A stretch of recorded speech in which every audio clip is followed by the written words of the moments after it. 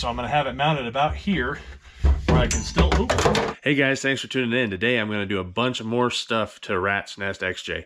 We're gonna finish out that roll cage. We're gonna put in the seats, putting in an awesome cooler, and making a spare tire mount that I don't think anybody's made before. And I want to answer some of those questions that you guys have had about what my plans are with this Cherokee and where I plan on taking it. All right, guys, if you remember, Matt and I got this cage in there. Normally you do have this cage forward another couple inches, but I pushed it back for headroom on the B pillar. I had marked here where the front of the seat originally was, and I need to push it back about this much. Right now, the seat sits too tall. As you can see here, I only have about this much room above my head. I don't even have the headliner in. So guys, I am going to remount my stock seats, and the reason being is I'm just kind of out of the budget here. You know, anytime you're building a Jeep, you know what it's like. You got to pick and choose what you can afford and what you can't. And in this case, I'm going to go with the stock seats again. And the stock seats are actually in pristine condition. Like I said, originally, this was a one-owner Jeep. And so I'm going to weld it, but I'm going to move the tabs back.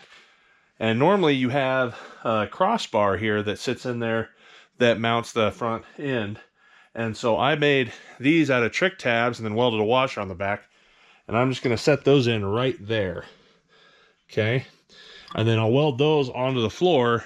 And then I will also go ahead, once I weld these onto the floor and get it lined up, then I'm going to go ahead and brace that going all the way across. So I'll plate everywhere off the side of these trick tabs and plate it going across to the trans tunnel and then over to the other side of the Jeep. All I did was just cut that off, shorten that up, and then we're going to mount this right here. And then once I figure out how far back I'm going to mount it, I'll drill the other hole here where the original hole was to go through the brace that's underneath the floorboard. Little scrapely do so you can see it better. All I did was just weld it in this way and then weld it in the back side on both of them. Made sure they're flush with each other, and then we got the front. Now we can mount it. And right where I have it is perfect. I got leg room, I got hand room, I got headroom. So in case you're wondering the way I put the swing on this, because I put it at such a tilt for me to drive with it all the way back, then when you swing it up, this is at regular height, regular seat height, sucked way up. So if there is a smaller person that wants to drive it, they can easily drive it. They're going to have more than enough height and visibility to be able to drive it. When I slide it back, boom, now it just dropped way down and went way back, and now it's perfect for me. This is what you need to do, vehicle companies, engineers. Put a bigger pitch on it so that us big folk can drive mid-sized vehicles, because there's a lot of us that don't need to drive full sizes, especially at $6 a gallon gas. And if you guys saw that last video, that's going to put my shoulders sit about this high on this seat anyway. So that's going to put it exactly level for the shoulder harnesses.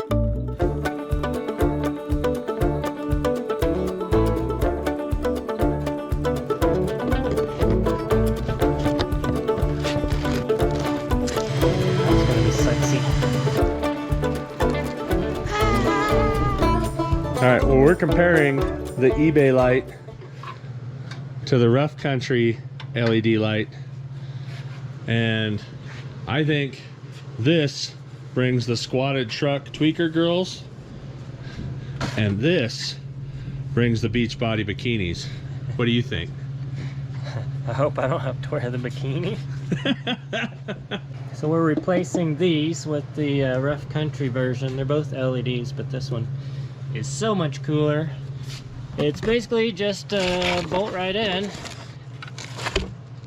It comes with extra harnesses though, in case that you have a different year model or whatever, and then that's like a custom. It's like you could hook that up to anything if you wanted, and it's quick and simple. Just goes in a couple minutes basically.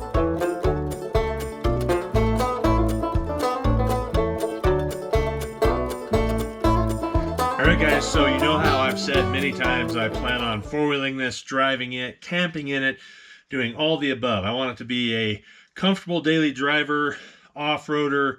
You know, if I got to do the extreme stuff, I'm still going to take the Samurai. So I want to be able to carry food, carry groceries, things like that. And there's no better way to do that than with a cooler. I know a few people with these coolers. They've had really, really good luck with them. They've worked awesome for them. So I'm super stoked on using it. And I'm going to mount it right behind the passenger seat, because I'm going to mount the passenger seat in the stock location, where mine is much farther back. The stock location, that seat's going to be totally clear. I don't have a seat here now because I'm not running the back seat, so I'm going to have it mounted about here, where I can still where I can still open up the cooler, shut it, and I'll be able to slide the back seat forward if we're going to put groceries in. And it's going to keep all my food and storage cool, so that maybe I can do the Rubicon and I'll be the guy with all the cold food on day 2 or 3. I just got to make a mount here somehow to mount this up. I want to keep all my weight as low as possible. All right, you guys aren't going to believe this, but I've had this basket. I built this for one of my rock crawlers years ago and cut it off when I changed out the fuel cell. And you know, because you filled up right here, and I still had it, and I've been holding on to it. I found it in the back of my shed. I actually just thought about it, and I was like, I wonder if that cooler fits, and that cooler fits absolutely perfect in this. I just got lucky. This is so dumb. Should be good to go. Oh yeah. I can even push it all the way to one side. All right, guys, so I got the front seat mounted. The great thing about these 2-doors is this part right here that allows this seat to fall forward. And now this thing, which I haven't strapped down yet, but I can easily get into here to put groceries in, put all my stuff in, and then yet when I'm driving, I'll still be able to do it too. So another thing I added here too is a grab handle, so that way when you're climbing in, I know you could grab this tube if you got a big hand, if you got a normal size hand. You can come in, get in, sit down, and you still have something safe to hold on to. It's never safe to have your hand outside of the cage. If you have your hand out here, that's the danger zone. That's where if anything were to actually crush, you're going to crush your hand. If your hand's in here, you're in the safe zone. So this is another item that you can get from DNC Extreme. They sell these grab handles, so I was able to get a couple and weld it in. I'm going to add some gussets back here, and then into the roof line, and then I feel pretty good about it. I feel like it's gonna be a pretty solid cage. All right, guys, new day.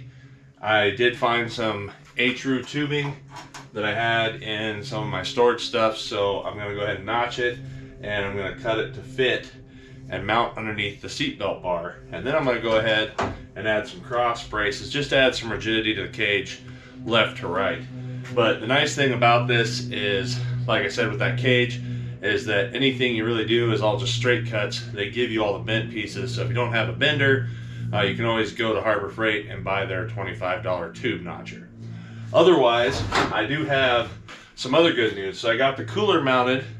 Yeah, you guys remember I got the cooler mounted yesterday, but I did get this cooler slider, and I was gonna mount the cooler to it, but then I realized that with the spare tire where I wanted it, and the cooler, it would have been way up here, and I want the spare tire low too. And that's why I put the cooler there. The nice thing is doing a little research, this thing can handle 250 pounds. 250 pounds is way more than a 37 on an aluminum beadlock's gonna weigh. So I'm pretty excited about that. I'm gonna make it to where it mounts the spare tire, and then I can slide my spare tire out. So once I put these bars in, I'm gonna do some other bars, and that way I can make my spare tire mount, and then I'm gonna have a nice flat area here that I'll eventually put a table in. Once I have that table in, you won't be able to access this spare tire, and I wouldn't want it just sitting underneath there flapping around and banging around, and that's why this table is going to come in handy. The other nice thing about this table is that when you buy it, it comes with all the strapping kits for the cooler. So that's what I'm going to need to actually strap that cooler down. Comes with this kit here. There's a chicken in my garage. What you doing, chicken? Need just a Just a scotch more notchy. Where's my circles? There we go. So if you guys are ever curious on how to notch and cut angles, just go back and watch my video on when I chopped up the Samurai, and you'll learn how to notch and how to catch all that the proper way. Good tack. I got everything set in here. It's cross braced. I am literally just waiting on some 90s that I ordered off of Amazon. So pretty simply, this comes with a little aluminum spacers. They sit under each one of these spots, and then you drill it out, and it comes with nutserts. And these little nutserts, you just drill in and then throw the nutsert in. If you don't have a tool for this, you can get these at Harbor Freight pretty cheap. So if you don't have one of these nutsert tools, then let me show you real quick how you can insert one of these things. Really, it's pretty simple. You set it in there, you take a bolt that fits the threads, and you can thread it on. Now, one thing I'm going to do here, just to make it quicker on myself, is I'm going to go ahead and put my ratcheting wrench in here, then put my washer, and then put my nutsert in. So I'm going to put my nutsert in to where it's flush with the bottom, okay? So all I have is a one nut, a washer, and a bolt. Set that in. Set it to where I can crank it. And then I just got to hold this one straight. I can't let this one turn. And as I sit here and do this, it's going to suck the bottom of that nutsert up. Now I wanted to show you real quick how much faster and easier it is when you have the tool. So I just set it in here, squeeze, come up, bring it down till I start feeling to pull the handle, squeeze, down till it hits, squeeze. That's literally it. Like, we're there. I can't do any more. I got the rack mounted in here, the slider rack. I just have the tire sitting on here.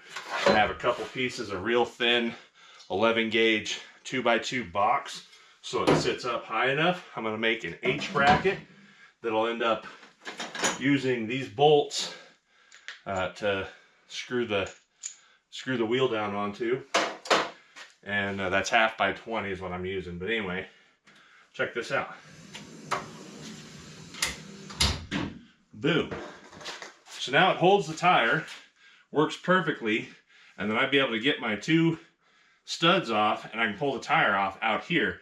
What that's going to do is, when it's sitting here, when I eventually make a platform here that's going to be covering this tire will be solid mounted underneath it, and it won't be down here just vibrating where I couldn't get to it to actually strap it down.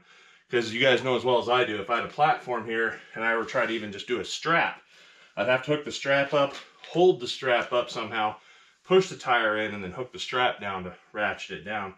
And that's always going to be a pain in the butt. Plus, then you got to reach in here like this, try to pull it out. In this case, it comes out for me.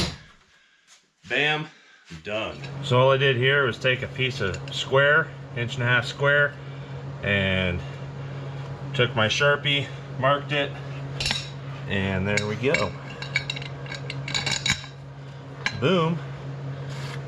Ding. So I'd set the tire on here, measured from here to the base of the tire, or the base of the wheel, and that was 7 inches. So that's basically where I want this, is at that 7 inch mark. So I have 1.5 inch, 2 inch.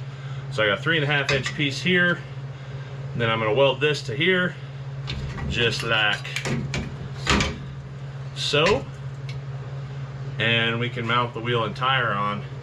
And that's really it. I'm gonna probably turn this way though, just so that it has structure this way and structure this way. And the tire actually sits on top of this, so it's actually gonna put pressure on this, so it'll actually keep it pretty stable.